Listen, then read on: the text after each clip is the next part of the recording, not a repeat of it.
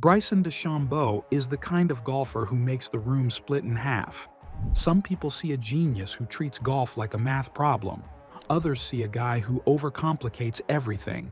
But either way, everyone watches, because when Bryson has it going, it looks like he's playing a different game. So here's the Bryson story, start to finish. And when we need receipts, we'll show you what fellow players have said about him. Well, dude, it can't even read your driver. He's hit 3 shots and it's been a misread every time. I think he's literally too fast for the simulator. Let's start with the part nobody argues about. When Bryson is driving it long and straight, it's a massive advantage. And the thing is, players don't talk about it like a gimmick. They talk about it like a problem they have to solve. Here's Jordan Spieth saying it clearly. If you can hit it far and keep it in play and then roll in putts, that's a nightmare combo. And they're showing Bryson. I'm like, this guy, if he has to lose the Masters to not win the Masters. Interesting. I was gonna ask you about his that. fairway on at how far he's flying the golf ball, if it's warm, his fairway on 9 goes from the scoreboard off number 1, 90 yards left of the fairway, to the bunkers off number 7.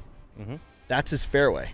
I mean, it's 1,000 yards wide. That's why Bryson gets talked about like an idea, not just a player, because his whole approach basically asks the sport a question.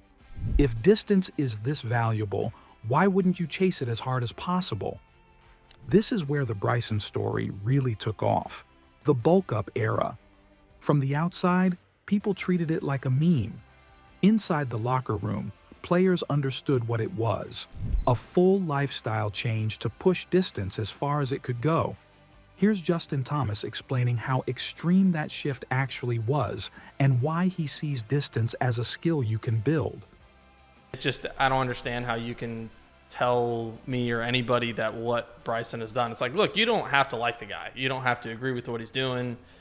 You can think he's different, whatever, but you can't argue the fact that he has completely transformed his body, which is large, by the way. He is a unit, and done it successfully and played well and won a major. And I mean, he's spent so much he's pretty much given up his life. He's completely changed his entire lifestyle and what he's done. And I mean, it's just like someone learning to jump higher, someone learning to throw a football farther. It's like, it's a skill, and you can get as mad as you want, but at the end of the day, every single sport is progressing in some way or the other. And obviously this is an extreme, but I just don't know. I understand what he was saying about you need to hit it straight and you need to get it up and down. But another thing is Bryson won the US Open because he putts the hell out of it. And there's a detail that matters here.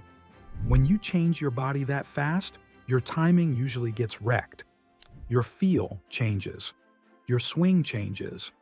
A lot of guys try it and their game falls apart.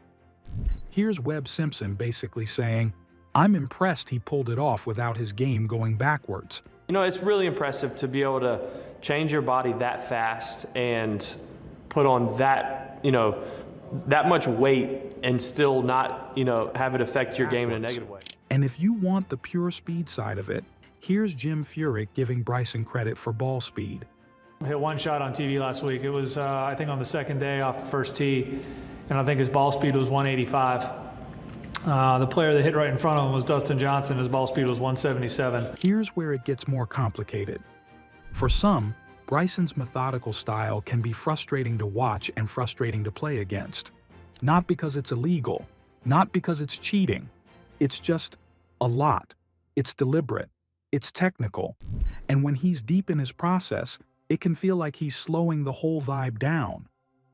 Ian Poulter has said versions of what a lot of players have thought at some point. Here's Poulter giving the honest reaction. Bryson DeChambeau, because I'm sorry, I just can't listen to 16 plus 4 minus 15 air density, little bit of moisture, minus 7 plus 84. Just hit the up, man. Now here's the thing people miss if they're stuck on the old version of Bryson. The early story was all driving, ball speed, physics. But more recently, the conversation around him has shifted because he's become a lot more dangerous around the greens. And that matters, because it's usually the part that separates bombers from complete players. Here's Brandel Chamblee describing that change in the most Brandel way possible. And has hit some incredible chips. So, you always think about Bryson DeChambeau as just being this Hulk Hogan out there playing golf, but he has turned into this little bit of a wizard around the greens. And you put that together and man, is he good TV. And players notice it too. Here's John Rahm praising Bryson's up and down work. I do consider that Bryson might have, that I could remember, if it's not the best up and down to win a major ever made, it's got to be top 3. Maybe up there with Tom Watson's chipping at Pebble on 17. Phil's up and down at Baltusrol on 18. There's obviously going to be a few others like Tiger's chipping at Augusta, but on 18 to actually having to do it to win the tournament, it's got to be one of the best. And with how he played on Sunday, I thought he showed a lot, and how much he's changed himself in the last few years, and hear him talk about it was quite inspiring, right? And I think it's great for all of us, and great for Live Golf to see him do that as well. But if you want to know what players really think about someone, team events are the best tell. Because in that setting, nobody cares about your online discourse. They care about whether you help the team. So here's Scotty Scheffler giving Bryson real praise as a teammate. Yeah, I think Bryson, he's a tremendous competitor. He's a great partner as well. I partnered with him in 2021 at Whistling Straits, and he was a tremendous guy to be out there on the golf course with. He's a great guy. He's a good friend, and he's been great in our team room. Like you said, he brings a lot of energy. The people love him, and I think he loves the opportunity to be able to represent his country. He's a multiple-time U.S. Open winner. And here's Patrick Cantlay doing the same thing. This is high-level respect in the one environment where players don't waste words. Yeah, we played on a few team events together, President's Cups and Whistling Straits Ryder Cup. He's great in team events, and I was watching him hit drivers on the range the other day, and I'm glad he's on our side.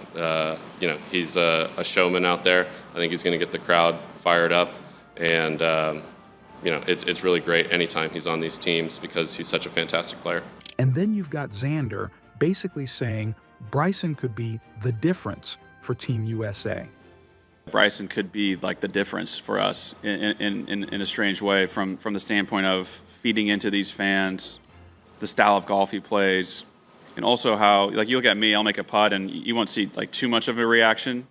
Here's the other shift people have noticed in him. Bryson isn't just trying to win, he's leaning into being a personality in golf. He's doing more content, he's more open, and whether you like him or not, he's brought a different audience into the sport. Here's Phil Mickelson saying that exact thing, straight up. Has opened a lot of opportunities and kind of shown professional golfers the opportunities that YouTube can bring and social media can bring, and he's doing it in a very engaging way that is bringing a younger fan base to follow many of the pros, his teams, but getting professional golf exposed to younger players and creating this connection. And you're getting to see an inside part of Bryson's life and who he is, and I think he's just kind of the model for what professional golfers can do. And it's not just older guys noticing it. Here's Cameron Young calling Bryson one of the best players in the world and talking about how much he's learning from him.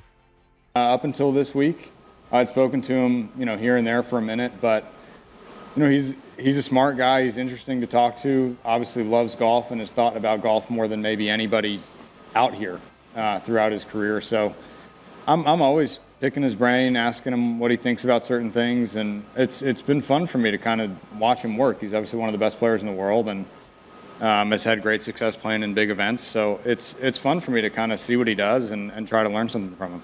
And this is the kind of moment that tells you he's respected as a person too, not just a player.